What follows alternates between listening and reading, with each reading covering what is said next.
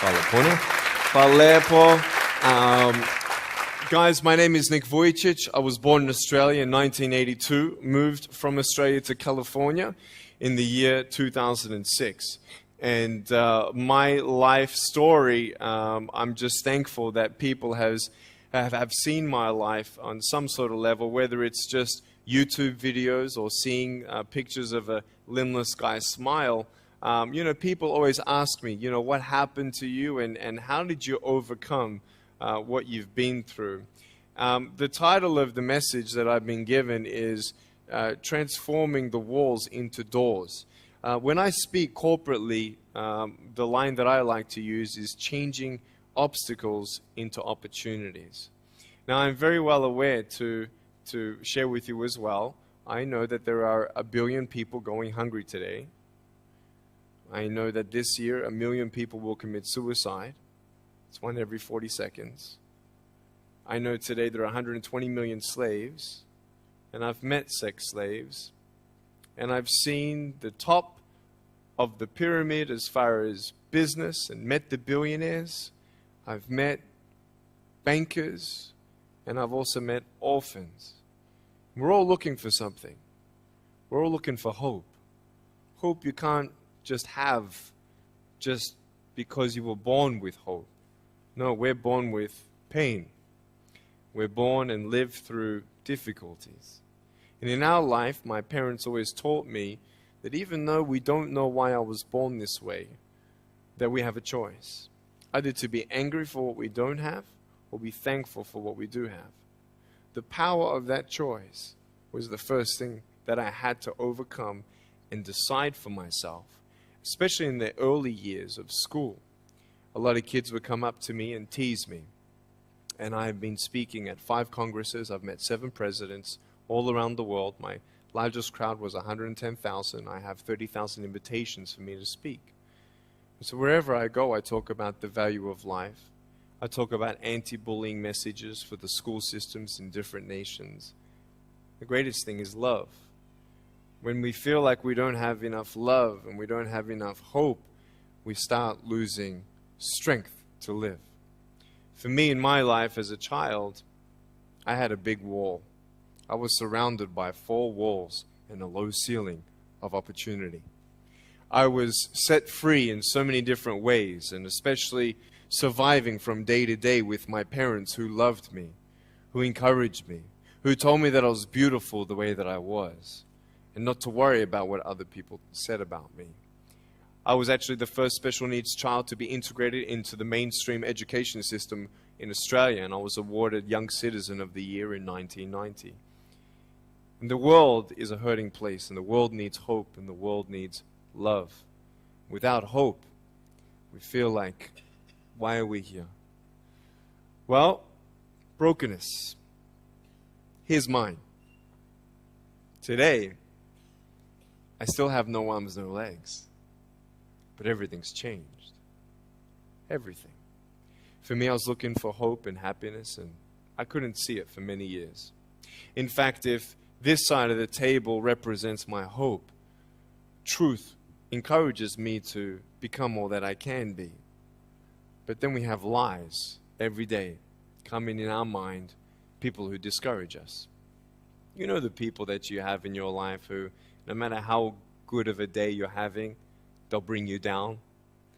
Or no matter how bad of a day you're having, they'll bring you even lower. You know what I'm talking about? Think of the 3 biggest discouragers in your life. They're not your biggest discouragers. You are. You are. It only takes 3 seconds for me to tell you something discouraging. But then you may never forget my words. I've met so many 50-year-old women and 40-year-old women who still remember what their fathers told them that they wish they never heard. Words are powerful. When you hear those words and then your mind starts growing with these lies. Nick, you're not good enough. Nick, just give up. Nick, you're never going to get a job. You won't get married. You can't even hold your wife's hand. What kind of a father are you going to be if you can't even pick up your kids when they're crying? You're alone. Sure, your parents hug you, but their hugs can't heal you. Just give up. Just give up. Just give up. Just give up. Just give up. At age 8, I thought that I should commit suicide. Why? Because I didn't have hope. I thought I didn't have hope. Today you can see that I had hope. What's the word? Believing in something you do not see. Faith. Words can only do so much. Hugs can do much more than words. But when hugs can't do anything, that's where faith kicks in. For me, words and hugs were not enough, but I had no faith. So I tried to give up. At age 10, tried to drown myself in 6 inches or 15 centimeters of water. In my home, I told my dad I just wanted to relax. But really, I wanted to end my life. I had enough. Dosta mi bio. Okay. The first 2 times I rolled over, I was trying to work out how much air I hold in my lungs before I let it out. And the 3rd time, in my mind, knowing that I wanted to get out of here because of the bullying in my life, because I was going to be a burden to my parents and I had nothing to look forward to, I realized at that moment that if I actually went through with committing suicide, I would leave a greater burden for my parents than they already had. So there was one thing less hopeful or more burdensome than having a child without limbs. What is it? A child without limbs who gives up. So when I saw in my mind my mom and my dad and my brother crying at my grave, if I went through with it, that one thought saved me. If my parents never told me that I was beautiful the way that I was, if my parents never told me that I was special and that I was loved, I wouldn't be here today. So I encourage every single parent who tries their best to encourage their teenagers. Especially in the West, many teenagers put a do not disturb sign on their door. I'm sure, the conversations all around the world between a parent and a teenager. How was school? Fine. What'd you learn? Nothing. Did you do your homework? No. And that's the conversation for the day. And when you try to tell your children that they're beautiful, so of course I'm beautiful. I'm your son. I'm your daughter. Of course you're going to say that. But they're right. Every single human being has value, and my value is not determined on how I look or what job I have or where I'm from, where I was born, how much money. All that stuff is nothing. So many teenagers, tease each other for how we look, and I tell the teenagers, do you think that I'm cool enough to be your friend? They're like, yeah, of course. I said, but I have no arms, no legs. And they said, doesn't matter. I said, really? So it doesn't matter that I have no arms, no legs? I said, no, it doesn't matter. I said, then actually, if it doesn't matter, then why do we kill each other with our words if it actually doesn't matter? Why do we look ourselves in the mirror and see ugly instead of valuable? I want to ask you today, what are you looking for? If I gave you $1 billion, would you be happy? If you gave me $1 billion, I'd be very happy. But then if my mum dies tonight, am I happy? No. With all the money in the world, I'll never be happy. Why? Because money is something that cannot heal the soul. So many teenagers are looking for love, which love does heal the soul. Love does complete the soul. But even sex before marriage, I was a virgin before I got married. Yeah, I've got a gorgeous wife. We're pregnant with our first son. And I don't need hands to hold her hand. I only want to hold her heart. And how am I going to hug my kids? So many kids, they come up to me. It's amazing. They put their hands behind their back and hug me with their neck. And I've realized in life, even the worst parts of my life can be turned into good. And they're even more special. So many teenagers, they're looking for love. So they're going to go do this and go do that and have sex before marriage. For me, sex out of marriage is like a $5 Gucci watch. Sex within marriage and having sex with someone who loves you, who's committed to you for the rest of your life, going to be the mother or father of your kids. That's what love is. You can talk, you can sleep with as many people as you like, but never know for sure, do they love me? Love is a lifelong commitment. You see, there are choices in life. And we're looking, I want to ask you, what are you looking for? Well, if I can just get drunk, why not, man? I only live once. Well, if that's the way you believe, great. But for me, I'm a greedy man. I don't want to live for 90 years. I want to live for billions of years.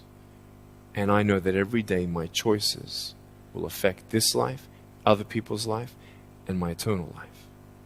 You got to come to the truth of knowing who you are and why you're here. William Barclay, he said, the greatest 2 days in anyone's life, the day you were born and the day you knew why. So, you're ugly. No, I'm beautiful the way that I am. And if you can't believe that for yourself, so many girls especially stay with their emotionally abusive boyfriends. Because if I break up with him, then who's going to want me? See, we all want love. That's why we do what we do sometimes. To get into the crowd, I'm going to swear, I'm going to be cool. That's what this world is. I want to look like her. If I was taller, shorter, smarter, more popular, whatever you want. It's not enough until you find the truth. I'm wonderfully and fearfully made. There's a greater purpose for my life. I am here for a reason. Sure, I didn't get a miracle. Yeah, I believe in a God who can do miracles, and I have a pair of shoes in my closet. Why? I've seen blind people seeing and deaf people hearing. That's fine if you don't believe me. I got it on camera. But I realized something. If God doesn't change my circumstance, He's going to use my life to be a miracle for someone else. When you don't get a miracle, you can still be a miracle for someone else. I'm going to close off with this beautiful story. I was in Southern California. I have two organizations. I have a non-profit organization and I have a for-profit. I probably spoke between years 2007 and 2010, 1,000 times, 600 flights. And I've spoken to 4.5 million people face-to-face. In the last 48 hours here in Serbia, we've reached 5 million through media. So, we have the heart of people to love others. We want people to love each other, love yourself, dream big, and never give up. We're all looking for hope, aren't we? What are you looking for? Money, drugs, sex, alcohol, pornography, fame, fortune never satisfies. It's never enough. But I've come to a peace. So check this out. When I'm 24 years old, 5-6 years ago, I was in California. And I never met anybody else like me. When I was 10 years old, I wish I would have met somebody like me. Never did. Didn't get that miracle. But at 24, in California, I saw a little boy with no arms and no legs, 19 months old, just like me. I knew he was going to be bullied. I knew he was going to go through depression. I knew he would feel alone. I knew that he would get worried if he's ever going to have a girlfriend, and so on and so on. I got the father to bring him up on stage in front of 2,000 people. And everyone was crying. And it was a materialization of when you don't get a miracle, you can be a miracle for someone else. I am not a superhero. I go through ups and downs. So do you. But take one day at a time. And if you haven't found that peace of knowing who you are and why you're here, and where you're going when you're not here, for me, I want you to know that's how I've overcome. I don't have any walls. My book's called Life Without Limits. And what will be, will be. I've acted in a short film, 30 awards. I got Best Actor in a short film. I've done my own music video. I've written 2 books. First book, 30 languages, 800,000 copies. I'm 29, and we know 1 billion people know who I am.